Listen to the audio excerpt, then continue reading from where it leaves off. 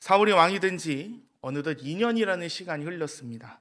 이제 사무엘의 지도하에 있던 이스라엘은 이제 어엿한 왕이 다스리는 왕국이 되었습니다. 사울은 하나님의 백성들과 하나님 사이에서 이제 하나님의 말씀을 순종하고 하나님의 백성들을 보호하는 중간의 자리에 서 있게 됩니다. 그러한 하나님의 왕으로서 그는 하나님의 말씀을 순종해야 합니다.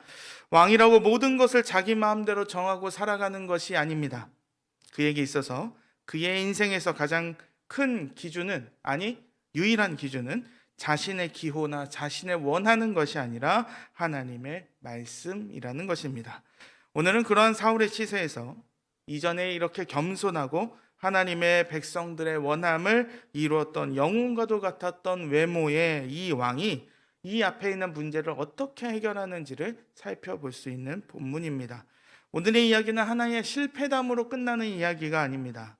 이제 하나님의 나라의 역사에서 이스라엘의 왕이라는 이 사람들은 어떻게 살아가야 하며 이제 이후에 왕과 같은 제사장들로서 어둠에서 우리를 밝은 빛으로 인도하신 하나님의 놀라운 사랑을 받은 우리의 인생도 어떻게 살아가야 하는지를 오늘의 본문은 우리에게 보여주는 아주 중요한 이야기라고 할 수 있겠습니다. 사울은 이제 그렇게 이스라엘 백성들이 원하는, 그들을 대신하여 이스라엘의 대적들과 전쟁이 일어났을 때 앞장서는 역할을 충실하게 시작합니다. 그는 군대를 모은 군대를 배치합니다. 그렇게 지나는 중에 그의 아들이었던 요나단이 블레셋 사람들을 공격합니다. 그런 공격에 블레셋은 당연하게 반격을 시도합니다. 이러한 위협 속에서 사울은 이전에 암몬을 상대로 전쟁을 시작한 것처럼 모든 이스라엘 사람들에게 나팔을 불어 그들을 모이게끔 했습니다. 그리고 그러한 사울의 부름에 이스라엘 사람들이 다시 길갈로 모이게 되었습니다. 문제는 아무것도 될 것이 없어 보입니다. 그런데 상대가 달랐다라는 사실입니다. 이전에 길앗을 공격했던 암몬의 군대와는 다르게 요나단의 공격에 복수를 꿈꾸는 블레셋의 군대의 숫자가 너무나도 달랐다라는 점이 있습니다. 병거가 3만, 마병이 6,000명, 그에 외의 군대가 해변의 모래처럼 모여 있었다라고 얘기합니다. 그런 군대가 이스라엘을 상대로 모여 있게 됩니다. 그런 군대의 숫자를 보자 이스라엘 진영에 두려움이 몰아닥칩니다. 그리고 이 위급한 상황 속에서 이스라엘 사람들이 이전의 전쟁의 승리를 까마득하게 잊고서 굴과 숲을, 바위 틈 은밀한 곳, 웅덩이에 숨어들었고 심지어 갓과 길르앗으로 강을 건너 도망가는 사람들이 존재했다는 사실입니다. 이런 위급한 상황 속에서 사무엘은 아직까지 전쟁터에서 도착하지 않았습니다. 7일이나 기다렸음에도 불구하고 사무엘은 아직 전쟁터에 오지 않습니다. 점점 피가 마르는 상황입니다. 앞에 군대는 어마어마한 군대입니다. 이전의 사사기의 야빈 왕의 철병과 비교할 수도 없는 철병거의 숫자를 가진 이 군대가 이스라엘의 눈앞에 있습니다. 나중에 살펴보겠지만 이스라엘 군대에 칼이라고 생긴 무기, 블레셋 사람들은 칼로 된 무기가 있는데 이스라엘에는 무기에 칼이라고 생긴 무기는 딱 2명, 사울과 요나단 둘밖에 없는 상황입니다. 흔들리는 사람들의 마음은 이제 공포를 불러일으킵니다. 이제 사무엘을 도착하기를 기다리는데 일주일의 시간이 지납니다. 그런데도 사무엘은 감감무소식입니다. 백성들은 이제 흩어지기 시작합니다. 그러므로 사울은 결단을 내렸습니다. 사울은 이제 하나님의 백성들이 다 떠나기 전에 그들을 모으려고 결단을 내려 그가 범죄와 화목제를 드리려고 합니다. 그렇게 해서 번제를 드리고 나서 이제 화목제를 드릴 찰나에 사무엘이 도착했다라는 사실입니다. 그런 사무엘을 축복하러 간 사울에게 사무엘은 뭔가 다른 이야기를 선포합니다. 이제 사무엘과 사울의 대화를 한번 살펴보십시오. 사무엘은 무엇인가 되게 딱딱하게 질문합니다. 왕이 행하신 것은 무엇입니까? 무엇이냐? 라는 이 질문에 사울의 대답을 보십시오. 백성은 내게서 흩어지고 당신은 정한 날에 오지 아니하고 블레셋 사람은 믹마스에 모였음을 내가 보았으므로. 사울은 이 모든 상황을 설명합니다. 그런데 이 사울의 설명은 크게 3가지, 사울이 아닌 사울 외부의 이유를 설명하기 시작합니다. 백성은 흩어지고 사무엘은 정한 날에 오지 않았고 블레셋 사람들은 믹마스에 모여 있었다라고 얘기합니다. 결국 그래서 사울의 이야기는 뭡니까? 이렇게 된 일의 시작은 나한테 있는 게 아니라, 이 원인이 있는 게 아니라 이 모든 원인은 나의 바깥에서 있다라고 얘기하고 있는 겁니다. 나의 외부의 일, 백성들, 사무엘, 블레셋 사람들이 이렇게 했기 때문에 나는 이렇게 제사를 드릴 수밖에 없었습니다 라고 고백하는 것과 같습니다. 오늘 이 사울의 모습은 이전에 창세기의 아담의 모습을 다시 한번 떠올리게 합니다. 창세기 2장 12절 보도록 하겠습니다. 아담이 이르되 하나님이 주셔서 나와 함께 하신 여자 그가 그 나무 열매를 내게 주므로 내가 먹었나이다. 아담이 하나님의 질문을 받고 나서 하나님의 질문에 아담의 대답이 이러했습니다. 그가 선과 악을 알게 하는 나무의 과실을 먹게 되고 나서 하나님이 아담에게 나타나셔서 말씀을 하시죠. 아담아, 내가 어디 있느냐? 라고 말씀하시면서 아담에게 이 자초지정을 설명할 때 아담의 대답이 아까의 그 대답입니다. 이 전의 장에서 아담이 하와에게 뭐라고 얘기했냐면 이는 내 살 중에 살, 뼈 중에 뼈라고 얘기합니다. 근데 그가 이렇게 핑계를 대고 있습니다. 하나님이 주셔서 나와 함께 하신 여자가 내게 열매를 주었으므로 내가 그 열매를 먹었습니다 라고 얘기하고 있는 겁니다. 네, 그렇습니다.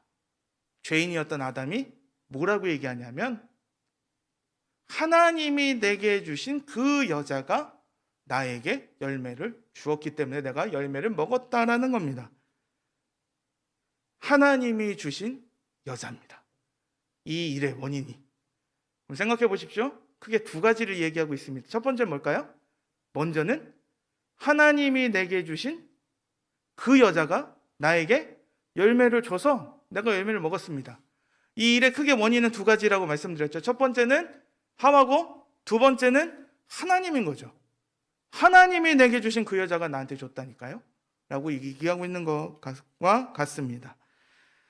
아담은 하와와 하나님께 자신의 죄악의 원인을 돌리고 있습니다. 그런 인간의 적나라한 면모가 오늘 사울에게도 동일하게 주어집니다. 사울은 이러한 핑계를 또 대기 시작합니다. 사울은 하나님의 은총을 구하는 것이 블레셋 사람들의 침입으로 내가 못할까 봐 먼저 내가 어쩔 수 없이 제사를 했습니다 라고 이야기하고 있는 겁니다. 사울은 자신의 일에 대한 이러한 변명을 들어놓기 시작합니다. 근데 사울의 변명에 대해서 사무엘은 극도로 분노하면서 답을 하기 시작합니다. 사무엘은 왕이 망령되이 행하였다라고 얘기합니다. 여기서 망령되이 행했다는 뜻은 샤칼이라는 표현인데요. 이 뜻이 뭐냐면 어리석게 행했다라고 얘기합니다. 그러니까 사무엘은 뭐라고 얘기하냐면 당신이 지금 아주 어리석은 행동을 했습니다라고 얘기합니다. 그리고 이렇게 이 왕에 관한 이야기를 선언합니다. 13절 14절인데요. 우리 교독하겠습니다. 제가 먼저 읽겠습니다. 사무엘이 사울에게 이르되 왕이 망령되어 행하였도다. 왕이 왕의 하나님 여호와께서 왕에게 내리신 명령을 지키지 아니하였도다. 그리하였더라면 여호와께서 이스라엘 위에 왕의 나라를 영원히 세우셨을 것이거늘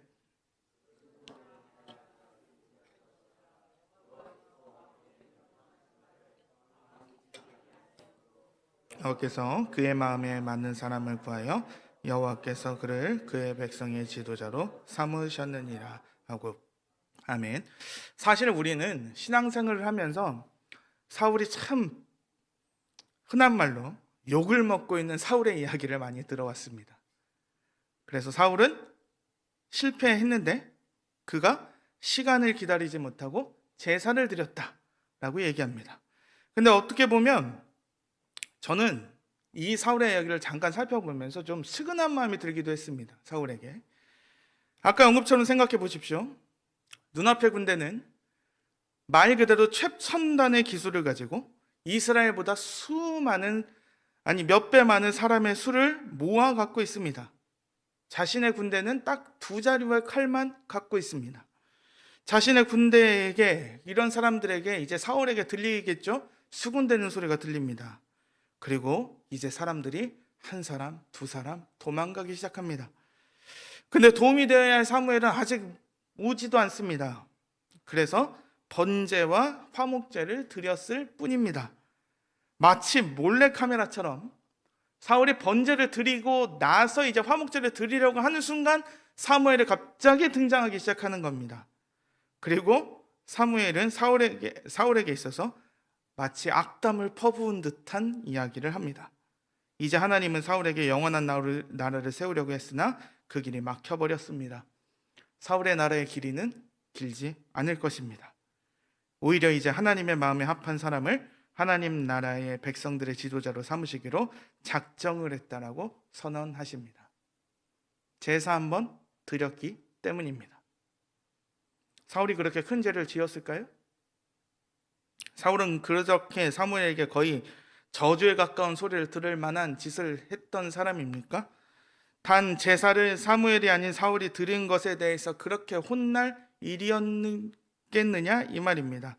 그냥 왕이 조금 급하니까 지금 당장 급해 죽겠는데 제사장이 할 일을 대신한 것을 가지고 하나님과 사무엘은 그렇게 분노를 내리신 것일까요? 라는 질문을 한다면, 답을 그냥 드리자면 사실 이 본문에서 사울이 행한 것은 단순한 월권의 행위가 아니었기 때문입니다.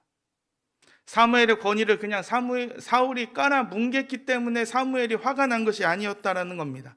왕이 제사장의 일을 같이 해서가 아니라 이것은 사무엘을 통해서 하나님이 분노하신 것은 바로 오늘의 본문에서 나온 것처럼 사울이 끝내 하나님이 내리신 명령을 거부하고 자기 임의대로 그것을 행했기 때문입니다. 하나님의 명령이 거기 있었습니다. 근데 사울은 그 명령을 기다리지 못하고 제사를 드렸다는 사실입니다. 사실은 상황을 주체 못한 것도 분명한 사실입니다. 그렇습니다. 분명히 그러했습니다. 상황이 진짜로 좋지 못했습니다. 그런데 사울은 최악의 실패를 했던 그 이유는 뭐냐면 그 상황보다 위대하신 하나님을 보지 못하고 신뢰하지 못하고 끝까지 인내하지 못했다는 사실입니다. 지금의 블레셋의 철병거와 바닷가의 모래만큼이나 많은 군대 숫자의 사울은 압도당했습니다. 그러나 그 위에 계신 하나님을 사울은 보지 못하고 끝내 신뢰하지 않았다는 사실입니다. 그는 내심 하나님의 은혜를 간구해 보겠다고 제사를 자기 손으로 드렸다는 것은 마치 승리를 위해서 아무것도 해도 되는 것처럼, 이전에 이스라엘 백성들이 우리의 승리를 위해서 이스라엘 법궤를 끌고 왔던 것처럼 그냥 자신이 자신의 임의대로 하나님이 정한 것을 의지하지 않고 하나님을 신뢰하지 않고 하나님을 믿지 않았다라는 불신의 표현이었기 때문입니다. 이스라엘의 역사는 이러한 하나님에 대한 신뢰의 역사입니다. 그러한 문제를 정녕 인정하고 이 문제보다 위대하고 이 문제 위에 계신 하나님을 인정하고 신뢰하는가, 아니면 하나님의 명령을 무시하고 인간의 방법을 취하는가, 이라는 일을 가지고서 사울은 끝내 실패했다라는 사실입니다. 이전에 암몬에서 위대한 승리를 주신 하나님을 사울은 끝내 의지하지 못했습니다. 사실 이전의 상황과 크게 달라진 것도 없습니다. 이스라엘이 출애굽한 그 모든 순간들을 우리가 살펴보십시오. 그들이 애당초 무기가 좋아서 그들이 여기까지 땅을 차지하면서 있었을까요? 그들에게 무슨 뛰어난 전술가가 있어서 그들이 위대한 승리를 거두었습니까? 그들이 배와 다리를 가지고서 홍해와 요단강을 건너갔습니까? 그들은 여리고성을 어떠한 전술과 무기로 그 성벽을 뛰어넘은 것이 아니었다라는 겁니다. 그들에게는 오직 살아계신 한 분 하나님만 있었습니다. 그들은 심지어 여리고성 앞에서 그 한시가 급한 그때에도 하나님의 백성을 드러내는 할례까지 하고서 하나님의 말씀을 따라 성벽을 돌고 소리를 치며 그 여리고성이 위대한 승리를 거두었습니다. 그리고 이러한 여호수아의 전쟁 말미에 이미 가나안에도 철병거가 있었습니다. 그리고 각 지파별로 그 땅을 차지할 때 이런 문제들은 계속되었습니다. 이스라엘 족속, 특히 그 가운데 요셉 족속들에게 도저히 전차를 이길 만한 어떤 자신들의 능력이 없었습니다. 그럼에도 여호수아는 이 전쟁의 주인이신 하나님께 모든 것을 의지하고 담대히 나아가야 한다라고 선언합니다. 여호수아서 17장 17절입니다. 그 산지도 내 것이 되리니 비록 살림이라도 내가 개척하라. 그 끝까지 내 것이 되리라. 가나안 족속이 비록 철병거를 가졌고 강할지라도 내가 능히 그를 쫓아내리라 하였더라. 사사기의 이야기를 살펴보십시오. 사사기 4장에는 철병거를 상대로 하나님은 승리를 거두시고 심지어 그 가나안의 지배자 왕이었던 야빈의 군대 장관 시스라를 한 여인이 목숨을 거두게 하는 모습도 보여줍니다. 그렇게 이스라엘은 살아갔습니다. 자신들의 능력과 힘으로 이 세상을 살아가는 것이 아닙니다. 그 이스라엘 사람들이 살아가는 그 세상은 눈에 보이는 우상들이 가득한 이 세상 속에서 눈에 보이지 않는 하나님을 보고 믿고 나아가는 것, 하나님을 신뢰하고 하나님의 명령을 어떻게 반응하고 지키는지에 관한 끝없는 이야기였다는 사실입니다. 결국 오늘 우리는 사울에게 어떤 연민을 가지고 있다 할지라도 이스라엘의 역사는 바로 인간의 능력이 아니라 하나님의 능력을 의지하고 살아가는 것을 바라보는 인생들이었다는 사실을 바라보아야만 합니다. 그것은 왕이라는 제도가 이스라엘 백성 나라의 역사에 들어왔다 하더라도 결코 바꿀 수 없는 일이었습니다. 하나님은 어떠한 상황에서도 하나님을 신뢰하고 하나님을 의지하는 백성들을 찾으시고 전적으로 그들의 순종을 원하십니다. 그러므로 사무엘은 사실은 이전 말미 12장 24절 25절에서 분명히 이렇게 선언하고 있습니다. 너희는 여호와께서 너희를 위하여 행하신 그 큰 일을 생각하여 오직 그를 경외하며 너희의 마음을 다하여 진실히 섬기라. 만일 너희가 여전히 악을 행하면 너희와 너희 왕이 다 멸망하리라. 그리고 시편 기자는 하나님과 하나님을 의지하는 백성들에게 이렇게 선언합니다. 시편 147편 10절에서 11절입니다. 다 같이 읽어보겠습니다. 여호와는 만의 힘이 세다 하여 기뻐하지 아니하시며 사람의 다리가 억세다 하여 기뻐하지 아니하시고 여호와를 자기를 경외하는 자들과 그의 인자하심을 바라는 자들을 기뻐하시는도다. 아멘.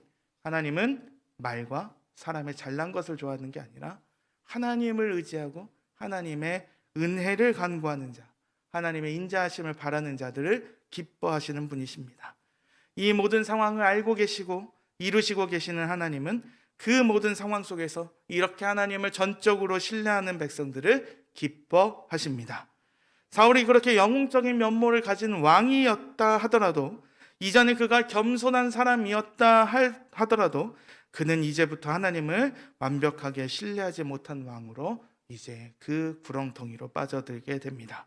그의 실패는 결국 하나님을 제대로 알지 못하고 끝까지 신뢰하지 못한 것이었다는 사실입니다. 그리고 그의 실패는 이스라엘의 실패로 나아가기 때문에 하나님은 그런 사울 대신에 이미 하나님의 마음에 합한 사람을 세우시기로 결정하셨습니다. 바로 하나님의 마음에 합한 사람이 누구일까요? 하나님을 끝까지 신뢰한 사람입니다. 하나님을 어떠한 상황 속에서도 하나님을 위해서 하나님의 뜻대로 살아가는 인생들입니다.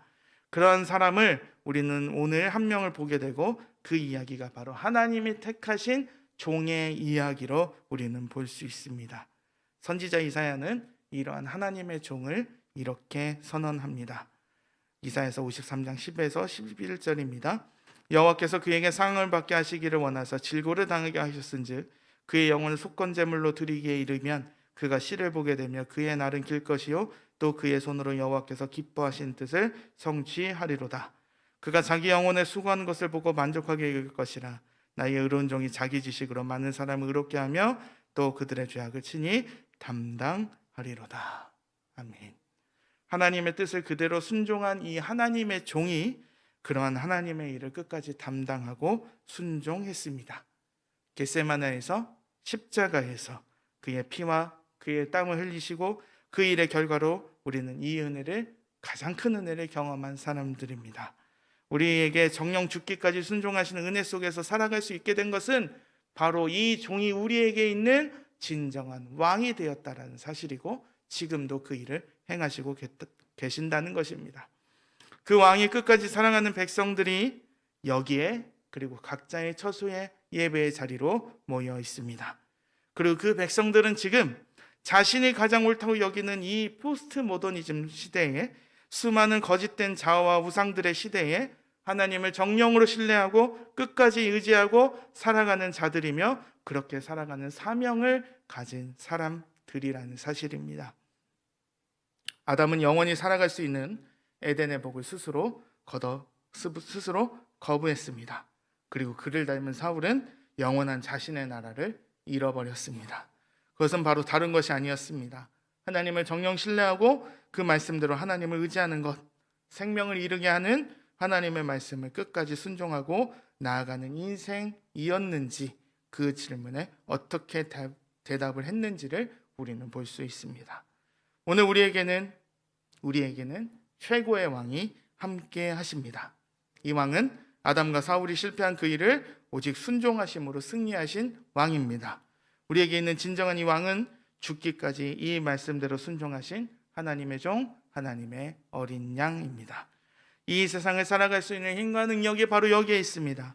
우리는 어디에 있고 어디를 향해 나아가고 있습니까? 바로 우리 안에 있는 생명의 씨앗이 말씀으로 주어졌습니다. 우리는 이 말씀을 뿌리내려서 열매를 맺음으로 하나님께 영광을 돌리며 이 열매를 안고 하나님께 나아가는 백성들입니다. 이 말씀을 듣지 않고 완악하신 그 마음에 결코 생명은 이룰 수 없고 그것을 오직 빼앗기는 일만 있을 것입니다. 그리고 영원한 생명은 이러한 말씀을 주시고 그 말씀대로 살아가는 인생들에게 하나님은 매일매일 놀라운 은혜를 주실 것입니다. 그 순종의 길을 거신 하나님의 어린 양을 따라서 끝까지 또 우리가 말씀을 순종하시고 그 믿음으로 승리하시는 하나님의 참된 백성들의 삶이 이 자리에 모여 있는 우리 주님의 이름 안에서 끝까지 사랑을 받으시는 우리 귀한 성도님들과 제가 되었으면 좋겠습니다. 그러므로 끝까지 승리하시는 우리 귀한 성도님들과 제가 되었으면 좋겠습니다. 기도하겠습니다.